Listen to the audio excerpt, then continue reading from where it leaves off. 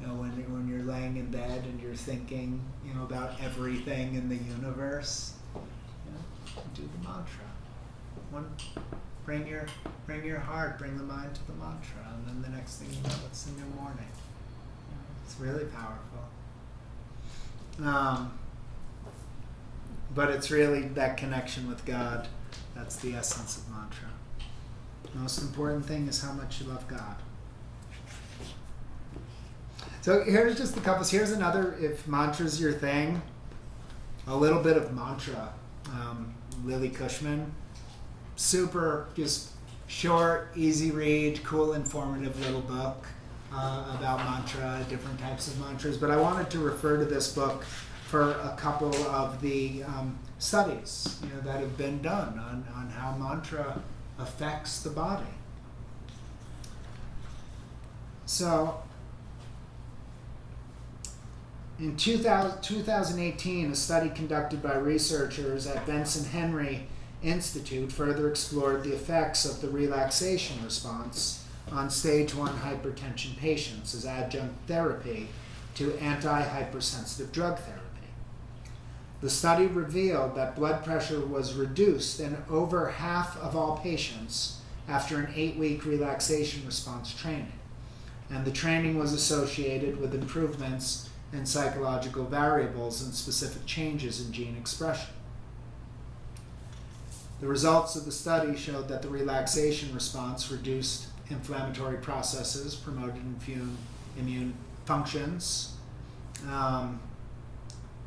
So without getting too into it, in other words, your chanting practice will help you lower your blood pressure in both you and your children and grandchildren. So beyond you. Another promising study about the effects of chanting on blood pressure was done in 2008 by a senior lecturer in neuroscience at the Imperial College in London. So he conducted the study monitoring blood pressure and heart rate of 5 monks over a period of 24 hours.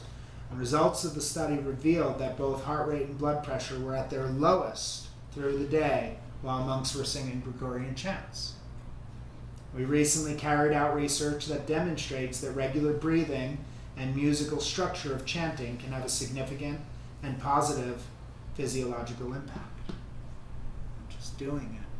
It's lowering our blood pressure. It's releasing hypertension.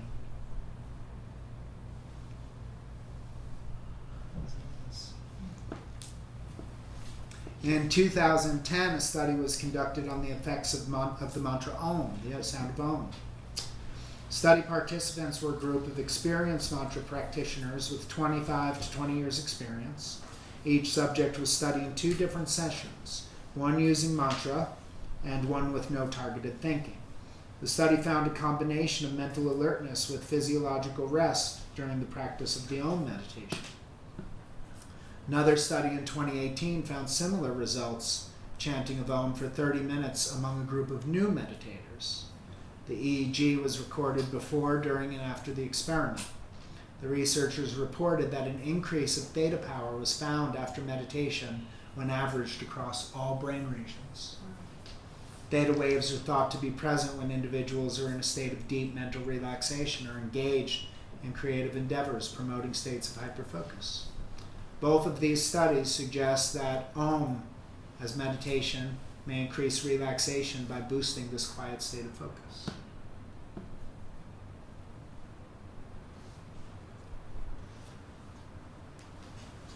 Increased resilience. 2012, a study on the effects of meditation when dealing with pain. So they also discovered that through mantra, the participants were able to go beyond pain with greater ease. Even fighting Alzheimer's disease. There was a 2017 study conducted by researchers exploring the effects of mantra and kundalini on participants over the age 55 with mild cognitive impairment. These were randomized groups, initially tested to establish baselines for cognitive understanding.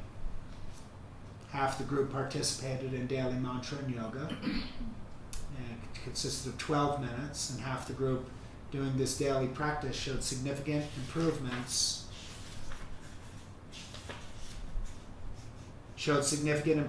in executive functioning and improvement in depressive symptoms and resilience after 12 and 24 weeks' time, as well as even longer lasting benefits. These findings show exciting potential for a preventative approach to dementia and Alzheimer's disease. So I wanted to share that just because, we're talking about mantra and that, of course I come from a devotional approach in my doing it, but there are very real physiological benefits happening in the body in just doing it. And it, again, doesn't matter what mantra you do, one that you're called to. They're all equal potency. And it doesn't matter if you even know what you're saying. If you know what you're saying. When we talked about the devotional chapter in the Gita, focus your thoughts firmly on me. Let your understanding dwell within me. Then, if you can't focus your thoughts firmly on me, seek to reach me through discipline and practice. Even if you fail in practice, doing actions for my sake, you will achieve success. Whatever capacity you can do it at, you will get there. You'll get there. So, Om. Of course, the associated. We'll take a break after we do some Oms, but associated benefits include connection and tranquility. This is the primordial sound, the sound of the universe. This is the beginning, the end, the middle. This is the primordial sound of Om. And some background on that associates it with the Trimuerte, the three forms, Brahma, Vishnu, and Shiva. Records indicate the sound of Om on record is older than the last woolly mammoth. So far back it dates. So of course the Ah is the creation, the Brahman, the walking state. The Oo is the preservation, the Vishnu, the dream state. And the Om is the destruction, Shiva, the dreamless sleep state. That's how it comes. So why don't we do a few Oms together? We'll do those with the Shruti box.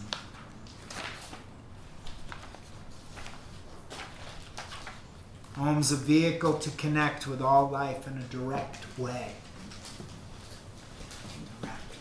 And that's what we want. That's what, we want. We're good at that. In this modern world, we want the direct route. I know we got to practice patience. Patience is the essence of Dharma. We're not always so good with patience. We want to know, how do I get there really, really quick with as little effort as possible.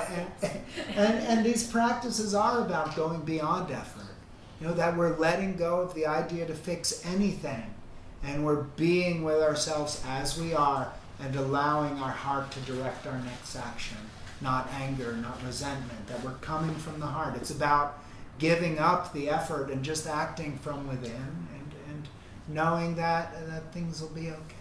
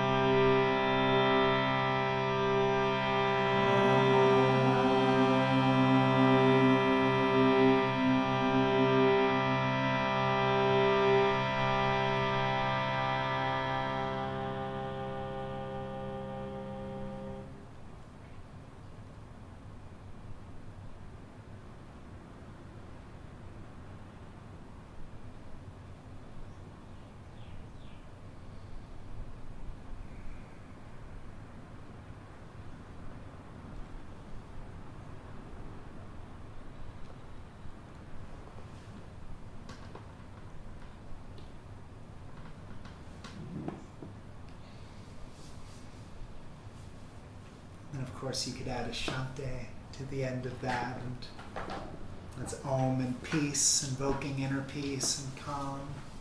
That translates outwards. Om Shanti.